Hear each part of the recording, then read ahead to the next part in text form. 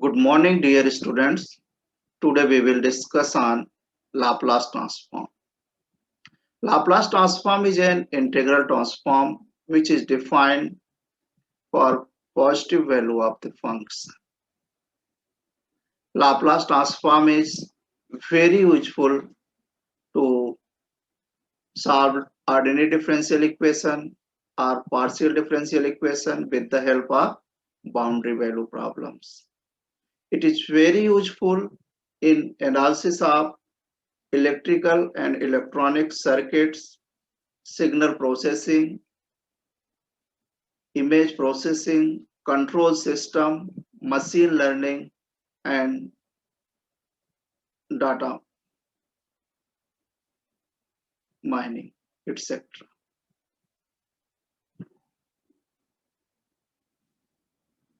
Now we will define Laplace transform.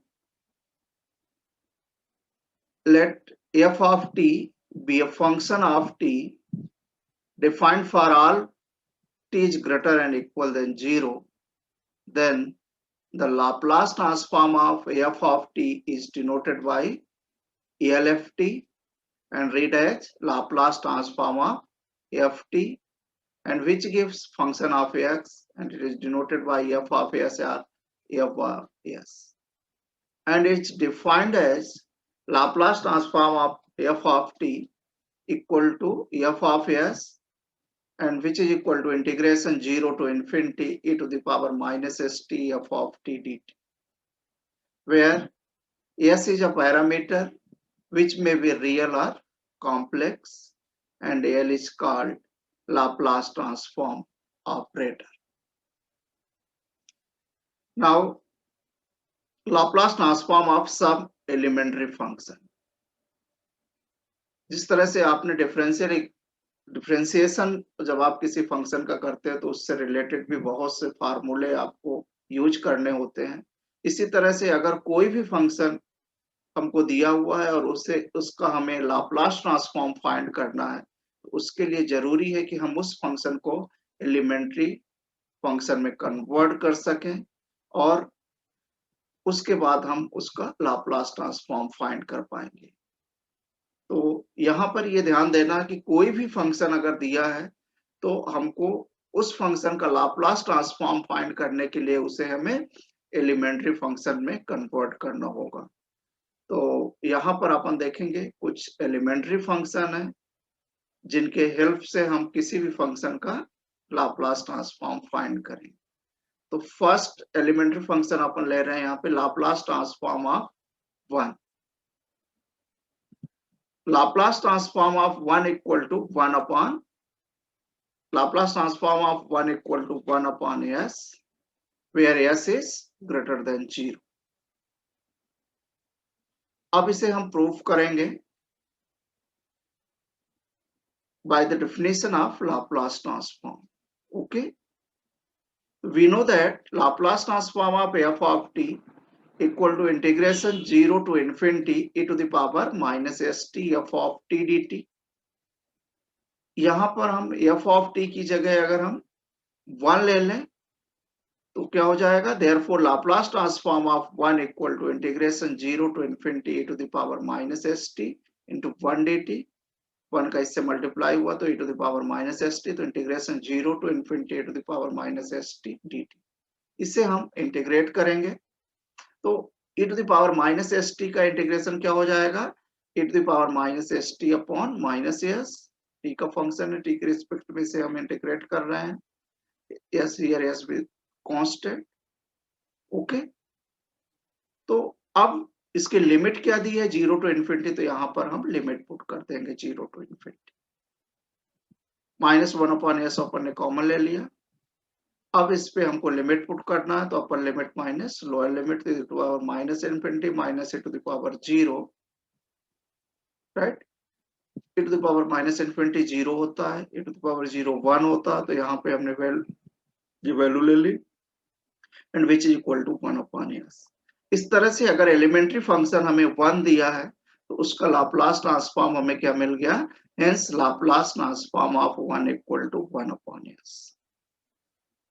Okay, तो इस तरह से हमने प्रूफ कर दिया कि अगर 1 हमें दिया हुआ है तो उसका लाप्लास ट्रांसफॉर्म क्या होगा, 1/s होगा। ओके, नेक्स्ट एलिमेंट्री फंक्शन देखते हैं।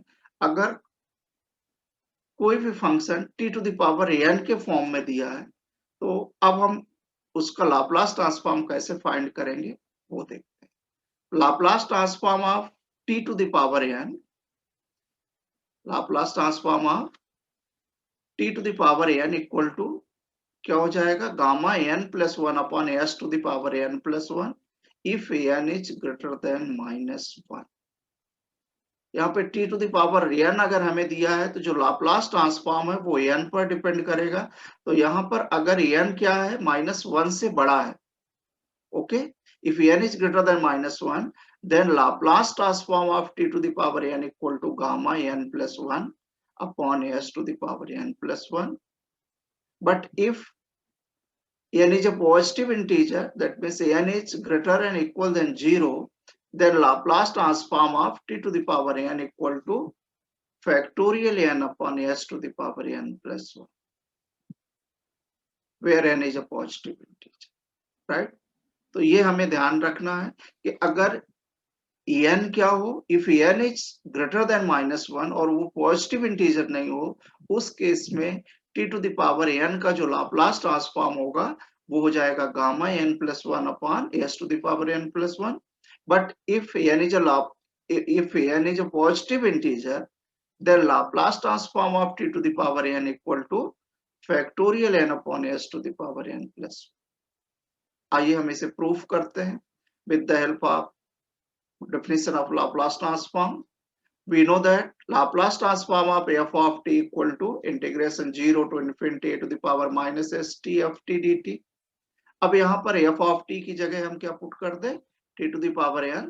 तो therefore Laplace transform of t to the power n equal to integration 0 to infinity e to the power minus st, जहां पे ft था उसकी जगह t to the power n put कर दिया dt। अब इसे हमें इंटीग्रेट करना है। तो इंटीग्रेट करने के लिए अपन क्या करते हैं कि डायरेक्ट तो ऐसे इंटीग्रेट नहीं होगा, तो यहाँ पे हमने st को अपन ने u से डिनोट कर दिया, putting st equal to u, then s dt equal to क्या हो गया du। तो dt क्या मिला हमें, du अपॉन s। तो इस तरह से t के फंक्शन को हमने यहाँ पे u के फंक्शन में कन्वर्ट किया। तो अब अपन लिमिट देखते हैं, अगर t 0 है तो u भी 0 मिल रहा, अगर t इन्फिनिटी तो u भी इन्फिनिटी मिल रहा।